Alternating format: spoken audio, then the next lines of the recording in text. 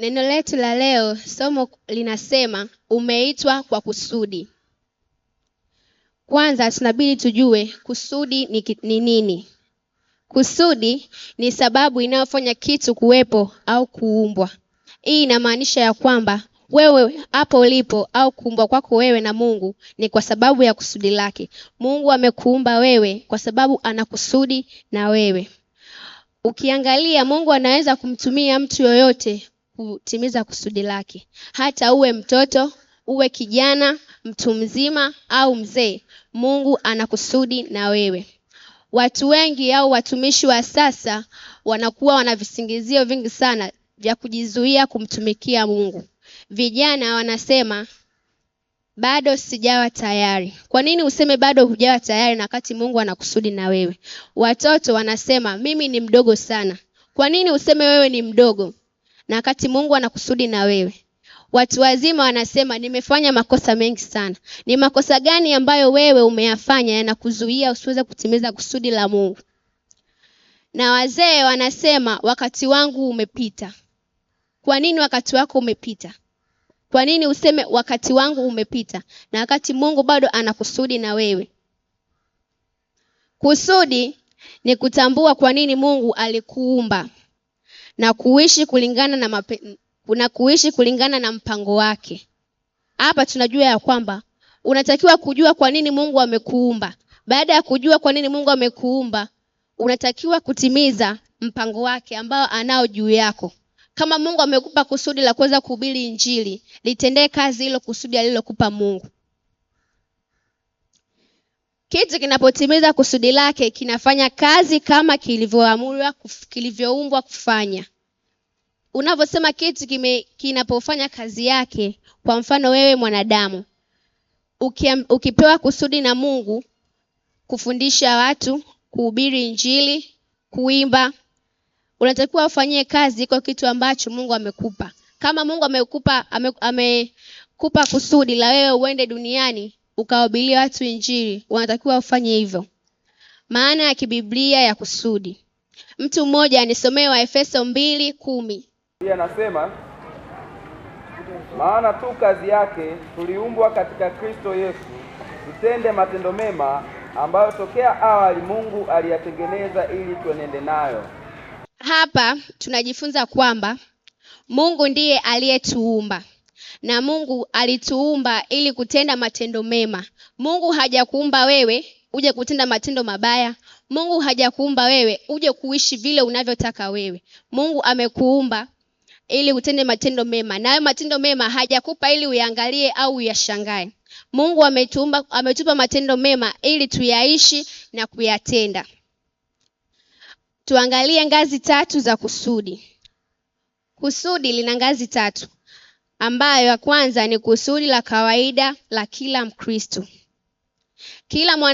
Kila muamini ameitwa kumpenda Mungu, kumwabudu Mungu, kumtii Mungu, kuwatumikia wengine na kushiriki Injili. Mtu mmoja anisomee Mathayo 22:37 hadi 39.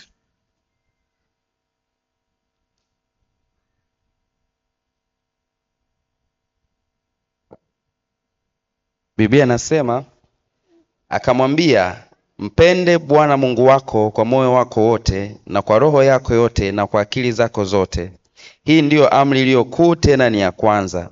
Na ya pili yafanana nayo, nayo ni hii, mpende jirani yako kama nafsi yako. Kwa hiyo hapa unaona ya kwamba Mungu anasema mpende jirani yako kama nafsi yako. Na ngazi ya pili, kusudi lako binafsi. Hii ni ngazi maalum ambayo Mungu amekupangia wewe. Mfano, katika Biblia, Daudi aliitwa kuwa mfalme. Mungu alikuwa ana kusudi na Daudi na ndio maana alimfanya Daudi kuwa mfalme.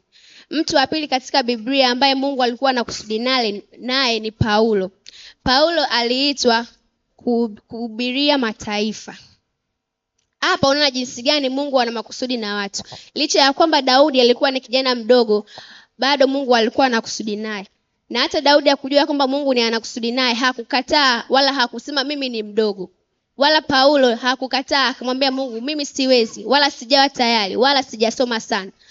Kwa kuwa Mungu alikuwa anakusudi na hawa watu, aliwatumia na hawa watu wakakubali kutumika na Mungu.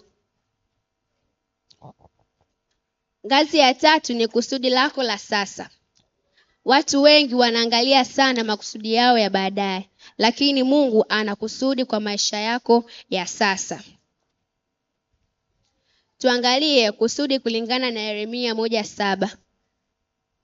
Mungu alimwambia Yeremia, utakwenda kwa wote nitakao kutuma kwao, nawe utasema yote nitakayo kuamuru. Kutokana na hili tunajifunza ya kwamba kusudi lina maana ya kutumwa na Mungu. Ili uweze kutambua kusudi, lazima uitikie uwito wa Mungu. Jambo la pili, kwenda mahali Mungu anapokutuma. Kusudi lazima upige hatua. Hauwezi ukakaa hapa ulipo na ukasema ya kwamba mimi natimiza kusudi la Mungu. Hapana. Kusudi lazima upige hatua na uwe mtiifu. Na jambo la 3, kufanya kile Mungu anachokuamuru. Usifanye kile unachotaka wewe. Ukasema mimi nataka kukaa tu hapa, sitaki kwenda kokote. Hapa huwezi kutimiza kusudi. Unatakiwa usikilize kile Mungu anachokuambia, ndicho ukifanye, na hapo ndipo utakapoweza kutimiza kusudi. Mambo ya kufahamu kuhusu kusudi.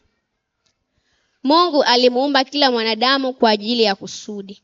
Mtu mmoja anisomee Yeremia 1:5.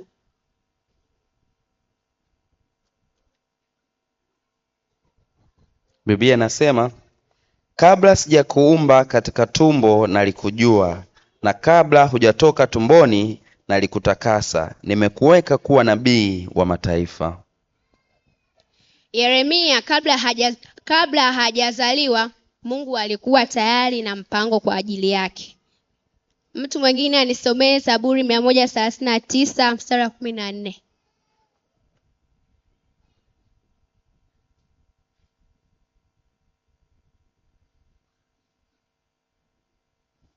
Biblia inasema, nitakushukuru kwa kuwa nimeumbwa kwa jinsi ya ajabu na kutisha. Matendo yako ni ya ajabu, na nafsi yangu yajua sana. Hapa tunaona ya kwamba kwa hiyo hujazaliwa kwa bahati mbaya.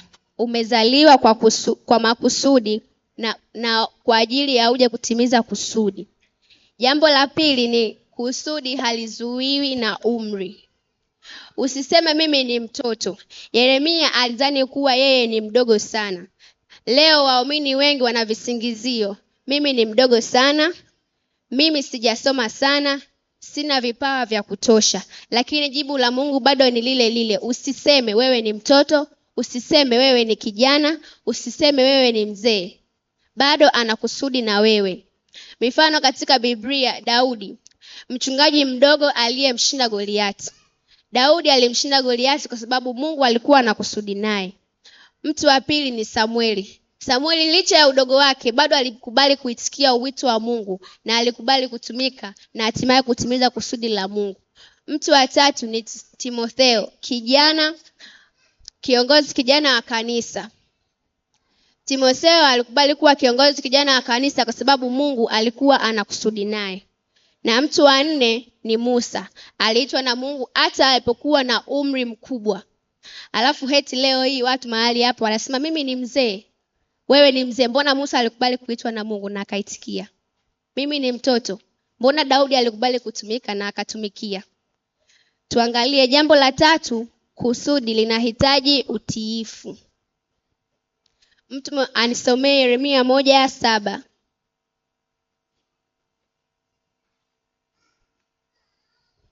Biblia inasema, lakini Bwana kaniambia, usiseme mimi ni mtoto, maana utakwenda kwa kila mtu nitakayekutuma kwake, nawe utasema kila neno nitakalokuamuru. Mungu hapo tunaona kwamba Mungu anasema utakwenda kwa wote nitakao kutuma wao. Sio kwa wote ambao utataka wewe uende. Utakwenda kwa wote atakao Mungu akutume wewe kwao. Kusudi haligunduliwi kwa kukaa tu. Kusudi hugunduliwa kwa kutii. Kwa hiyo hauwezi kugundua kusudi ukiwa umekaa hapo ulipo. Lazima upige hatua na uwe mtii kwa Mungu. Mtu mmoja anisomee Yakobo 1:22.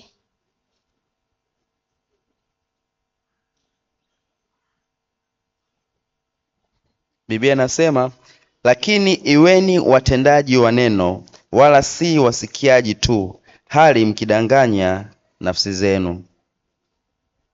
Kusudi hufunuliwa tunapotii sauti ya Mungu. Jiulize, Mungu anakutaka ufanye nini leo ambacho umekuwa ukikihairisha? Hapo ulipo sasa hivi jiulize. Ukishapata majibu utajua kwamba Mungu anakusudi na wewe. Jambo la 4, Mungu huwapa uwezo wale anaowaita.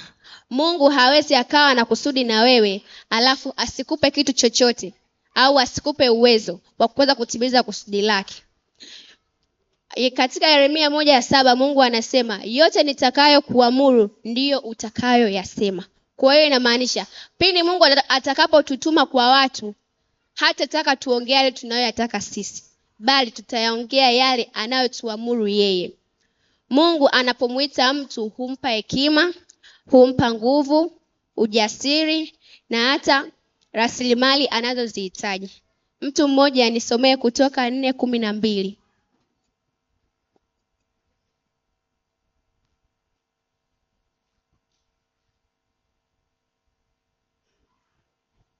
Biblia inasema, basi sasa enenda, nami nitakuwa pamoja na kinywa chako na kukufundisha utakalolinena. Nisomee tena Wafilipi 4:13. Nayaweza mambo yote katika yeye anitiaye nguvu. Hapa tunaona kwamba Mungu hawaiti wale walio tayari kabisa, huwafanya tayari wale anaowaita. Ikiwa Mungu amekuita kuimba, lazima akupe sauti. Ikiwa Mungu amekuita kuongoza, lazima akupe hekima na maarifa ya kuweza kuongoza watu hawa waliokupa yeye. Tuangalie jambo la 5, ni kusudi la Mungu ni kuwabariki wengine. Mungu anaweza akawa na kusudi na wewe, lakini kupitia wewe anaweza akawabariki wengine.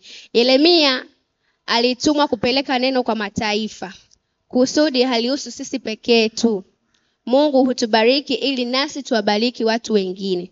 Kwa hiyo leo hii usijigambe kwamba Mungu anakusudi na mimi. Hapana. Mungu anakutumia wewe ili kuweza kuwabariki watu wengine.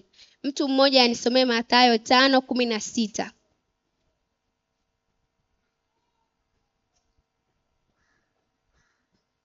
Biblia inasema, vivyo hivyo nuru yenu na iangaze mbele ya watu, wapate kuyaona matendo yenu mema, wamtukuze Baba yenu aliye mbinguni.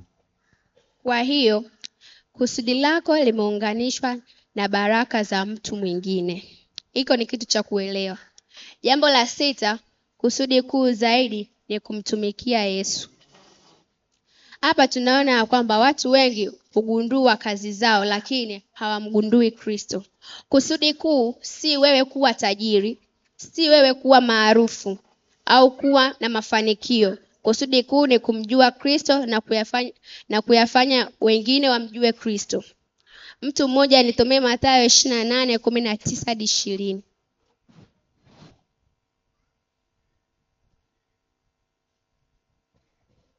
Biblia inasema, basi enendeni mkawafanye mataifa yote kuwa wanafunzi, mkiwabatiza kwa jina la Baba na Mwana na Roho Mtakatifu.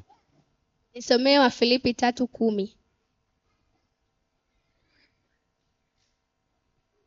Biblia inasema, ili nimjue yeye na uweza wa kufufuka kwake na ushirika wa mateso yake, nikifananishwa na kufa kwake.